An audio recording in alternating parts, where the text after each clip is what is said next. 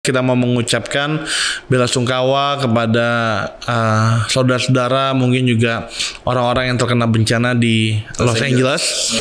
Karena memang sebelum terbakar pun gue dapat video soal ada pendeta yang memperingati. Gue dapat pesawat sama di jalanan. Di jalanan yang gue lihat di jalanan. Dia nubuatin akan ada bencana murka Allah. Di Los Angeles ini. Iya. Baik, yang namanya masalah tuh pasti ada berkat itu. Betul. Jadi mungkin aja Tuhan mau mengerjakan sesuatu, kita nggak tahu.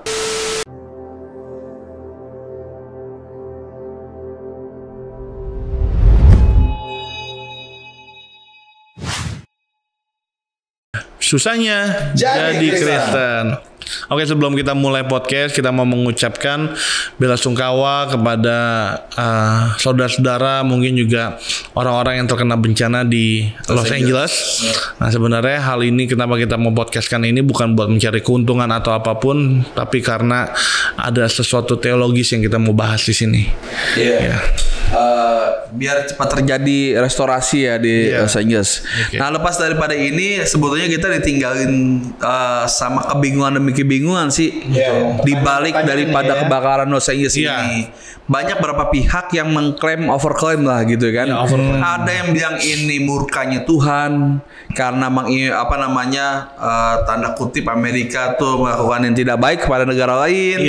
Ada juga ini murkanya Tuhan juga karena mengolok-olok nama Tuhan gitu kan di suatu acara Tuhan Yesus dan lain-lain, dan inilah sebagai ganjaran untuk karma bagi orang. Ada juga yang mengatakan bahwa mereka itu seperti Sodom dan Gomora. Kayak gitu kan.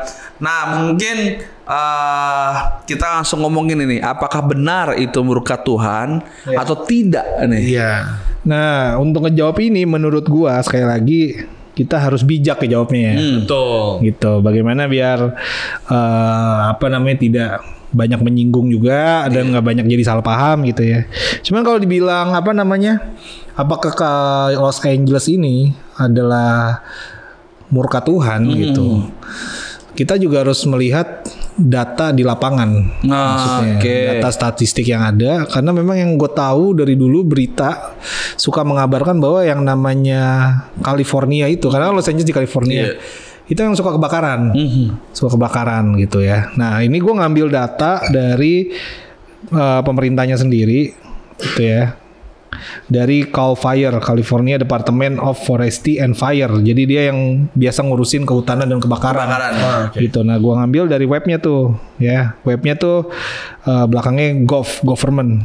Ya, artinya memang dari pemerintah resmi ya. Fire.ca.gov government. Website khusus kebakaran tuh. Iya, gitu, ya. Nah, di sini gua ambil datanya. Top 20 most destructive California wildfire. Jadi kebakaran yang paling 20 kebakaran yang paling menghancurkan. Gitu ya. Ternyata yang paling merusak memang kejadian di tahun 2025 ini memang adalah masuk ke 3 besar. Yang Los Angeles. 3 besar nih. Dia masuk yang 3 besar ya. Di Los Angeles ini total hampir 40.000 hektar dengan kerusakan bangunan tuh hampir 20.000 bangunan. 17.000 bangunan yang rusak gitu. Yang mati, yang meninggal itu kalau di data ini 39 orang. Gitu 29 orang. Sini mungkin belum update lagi ya tuh gue ngerti ya. Dan di sini penyebabnya masih diselidikin, under investigation gitu ya. Nah, tetapi ternyata dari data nanti ditunjukin di layar itu yang paling merusak itu adalah sebenarnya di tahun 2018. Gitu. Di daerah Butte namanya. Itu tahun lalu. Ya, County Butte. Itu lebih parah lagi. Ada 153 hektar. 153 hektar yang terbakar dengan 18.804 bangunan dan menimbulkan kematian 85 kematian. Gitu. Dan itu kalau kita lihat statistiknya lagi, ternyata dari kalau di bawah-bawahnya lagi itu ada di tahun 2017 kebakaran, tahun 91 kebakaran, 2003 kebakaran, 2020 kebakaran, 2015 sampai seterusnya. Jadi memang kalau dilihat dari statistiknya ini yang mereka kasih lihat, memang California itu sering kebakaran. Oh, oke. Gitu. Dan penyebabnya memang banyak karena sumber listrik gitu. Apa ya sumber listrik? Sorry, light kepetir. Ada yang karena memang manusia, ada yang karena power line dan lain sebagainya. Gitu. Jadi memang mungkin karena di sana banyak ini ya kayak apa sih ilalang atau yang gampang kebakar. Iya, kering. Jadinya gampang kebakar. Nyamber kayak gitu. Nah, jadi kalau ditanya apakah ini murka Tuhan? Gue sih jujur nggak bisa jawab. Karena memang sebelum terbakar pun gue dapat video soal ada pendeta yang memperingati. Gue dapat pesawat sama di jalanan yang gue lihat di jalanan. Dia nubuatin akan ada bencana murka Allah. Di Los Angeles ini. Begitu. Dan itu sebelum kebakaran. Kalau udah kebakaran mah. Iya, maksudnya berapa lama sebelum kebakaran? Nggak lama. Jadi abis dia ngomong itu nggak lama kebakaran. Kebakaran hebat di Los Angeles. Terus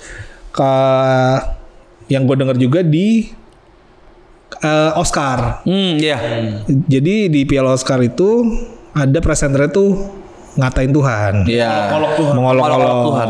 Jadi yang ini kontribusinya segini. Sedangkan Tuhan waktu God nol kontribusinya. Gitu. Jadi dicengin lah, dikata-katain gitu. Nah, nggak lama memang setelah Oscar itu kebakaran. Begitu. Gitu. Jadi kalau ditanya apakah ini murkanya Tuhan, gue nggak jujur aja gue nggak tahu. Bisa iya. Karena kalau misalkan kenapa bisa iya bisa enggak, biasanya nih kalau misalkan ada sebuah tempat, sebuah kota atau sebuah negara gitu yang mengolok-olok Tuhan, nggak lama itu bakal jadi bencana. Kayak kalau misalnya Brazil ya. Brazil ada. Brazil, Paris. Paris itu kan yang Olimpiade bikin Last Supper. Habis itu blackout tuh. Paris mati total kan? Iya benar. Kayak gitu. Biasanya Brazil juga. Brazil banjir bandang. Biasanya sih gitu. Biasanya tuh emang kalau misalkan ada pengolokan jadi statistik atau juga nih ya, menistakan Tuhan, statistik juga tuh. Statistik juga nih. Gitu. Biasanya akan terjadi hal demikian. Nggak lama ya. Nggak lama akan terjadi bencana lah di tempat tersebut. Tapi ada juga ya karena juga California sering kebakaran nih, inti gitu ya. Tapi Californianya. Nah ini kenanya di Los Angeles soalnya. Oh, di Los Angeles ya kenanya. Karena Los Angeles bagian dari California. Iya. Jadi spesifik memang di sini nih ya. Dari semua county atau daerah, county itu kan daerah, hanya di sini cuma pertama kali Los Angeles masuk di top 20 ini.